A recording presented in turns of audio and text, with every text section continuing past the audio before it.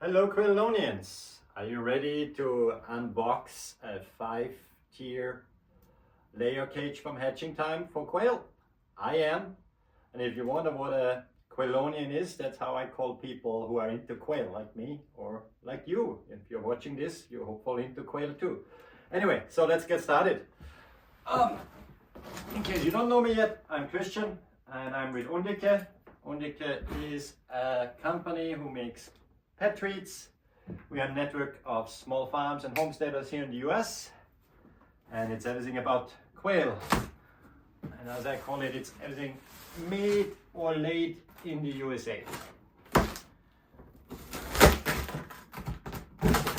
Even though, as you can tell by my accent, I'm not born in America, but I live here a long time. And I have created my company 4 years ago. But anyway, that's not the topic of today's video. Let's unbox that baby. I love those boxes. They're gonna be recycled. It's really helpful to store stuff in there, because when you know you ever get a big box anyway, you can proper store stuff. But let's see what the 5-tier layer cage from Hatching Time has in the package. If you've seen the previous video, we talk a little bit about it when I pick it up down with Hatching Time in Delaware. Of course, they send it as well, and on the bottom of this video you'll find a link if you want to check out all the details. Cool. Comes with a handy dandy user manual, which I need. And first I'm gonna organize. Anyway, this is the unboxing video. I make a separate video for the assembly. So let's see what's in there. So on those layer cages, as well as with the grow out, you have a choice of jumbo flooring or the normal standard quail flooring. The difference is the grit.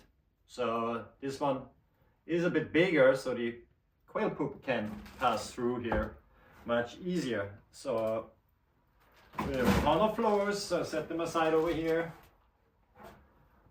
Just checking the baseboard right now, it's only warm. So obviously, since it's plastic, a little safety, don't put it anywhere where it's hot, right? You don't want it to take on a different form or shape, especially, you know, if you have like a heater or stove or something in your garage or in your shed. Make sure that stuff is safe. So here we go, a lot of floor pads. These pads, where do they go? That's the back wall. Ventilation is important for the quail, so back wall goes over here. Plenty of those. Here we go. Then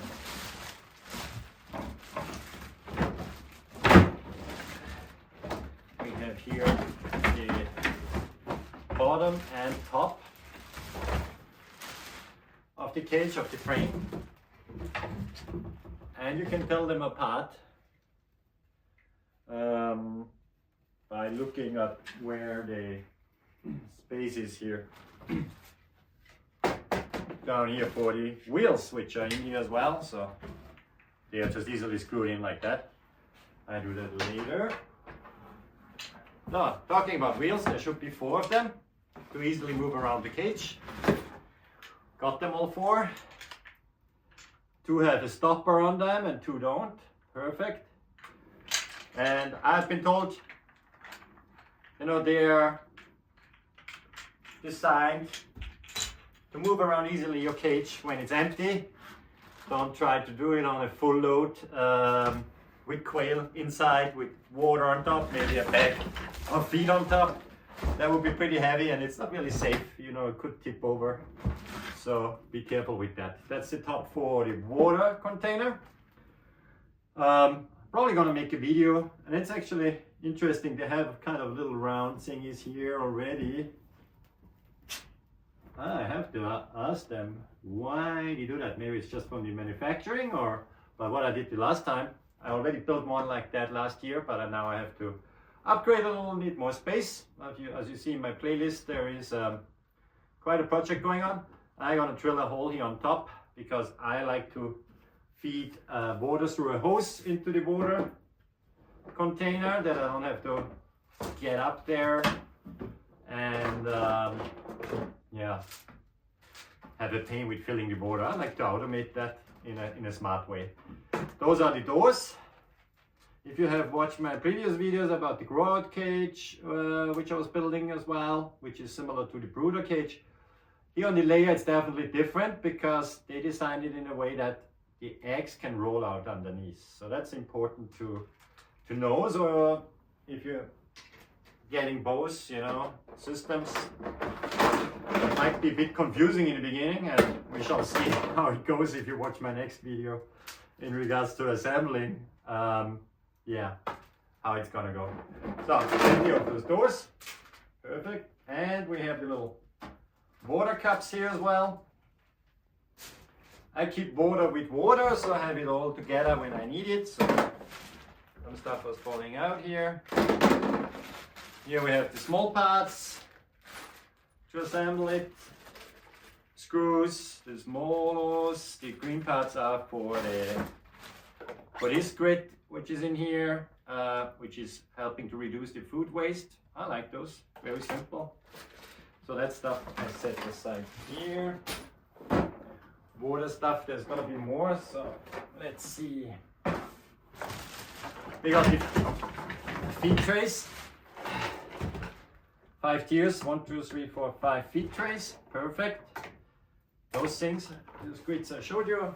This comes on at the very end. I think I'm gonna actually think about it if I move it back into the box or leave it separate. I don't want to carry that out in my setup when I built the hut around it. I don't want to carry that out, so do that separately. Okay, now sidewalls, plenty of those. 8 here, and there's another 2, so 10. Makes sense. Let me put them here. And there should be another 10.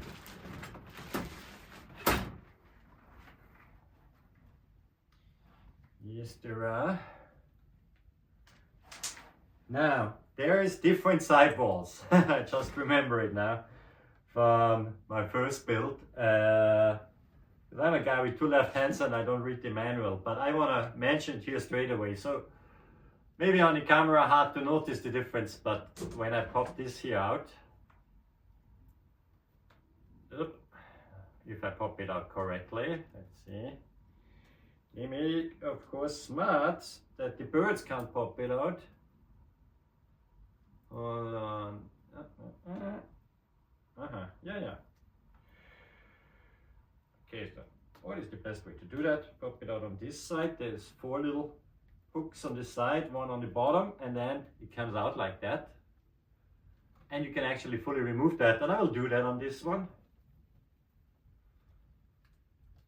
So it comes completely out the sidewall, which is nice. So you can have, depending on how you design your layout, you can have the first floor or second floor and so on and so on. Like have the entire space together to keep more quail in there. You can have single compartments, you can have double compartments. You see that later in the build video. I still think a little bit about it, how I'm gonna configure it. First time I built it, I didn't really check the manual and I put that as a sidewall, which turned out later on not to be too bad of an idea either, because the way I have the cages in there, when I have to empty them for a full cleanup, which I do every 3 months, you know, the quail, they're quick. And so it actually is not too inconvenient if you have it as a sidewall as well to be able to open it. Just something to think about. It really depends on your setup. So I leave that here on the sides. We got more of those. Okay. Those are the sidewalls where you can't remove it. Perfect. Now, my little friends here. This is for the frame. that aside. I need that for the build for sure. Now, there's plenty of those. Water system, the nipples. As far as I know, they upgraded it because you see on Facebook a lot of discussions about them. I think they did an upgraded version of them. Nice thing is they always send you spare parts here as well, so there's another 2 in here just in case. With my setup so far with the brooder as well as with the layer, what I already got, no issues whatsoever. I'm also very happy that I have the green hut which is surrounding my cages, because here in New Jersey, as you can see, we get cold temperatures and there's no heating in my detached garage where I keep them, so I don't want that to freeze up and crack on me. So the way I have my setup with the heat of the body heat of the birds, but right now when it's really cold, below freezing, I have a little heater in there as well, and that keeps everything from freezing. So the water, I do that at the very end, so therefore these guys, I leave them in the box.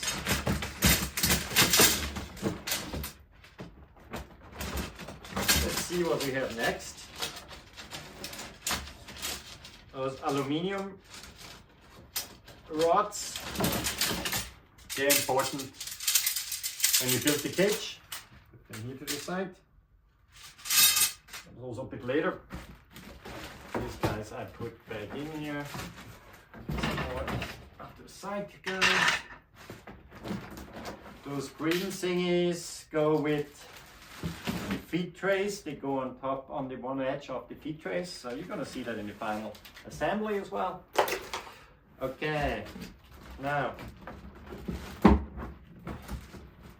another bunch of grids here. Don't confuse them with the floor, because this is much wider. This is for the top of the cages. Okay, plenty of those. Again, be smart, don't lean them against the heating. And here we go, there we go. Water hoses, nice.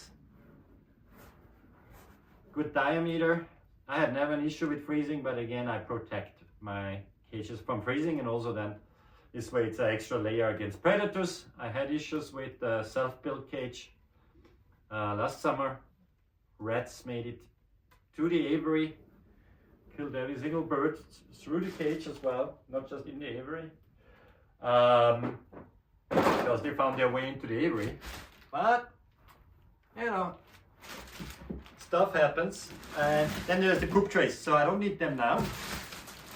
That's pretty much everything in here. Yep, that's it.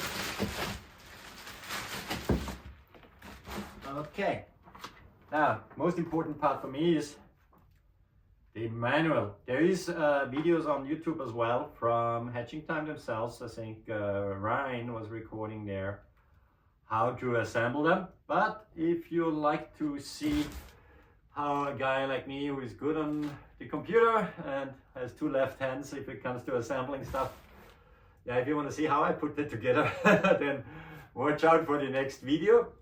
I have my tools already, and well, there's nothing better to do on a Sunday afternoon, right, than building a Hatching Time cage. So I hope this video helps you a little bit to see what's in the box, and if you're shopping for a Hatching Time cage, check out the next video where I assemble it.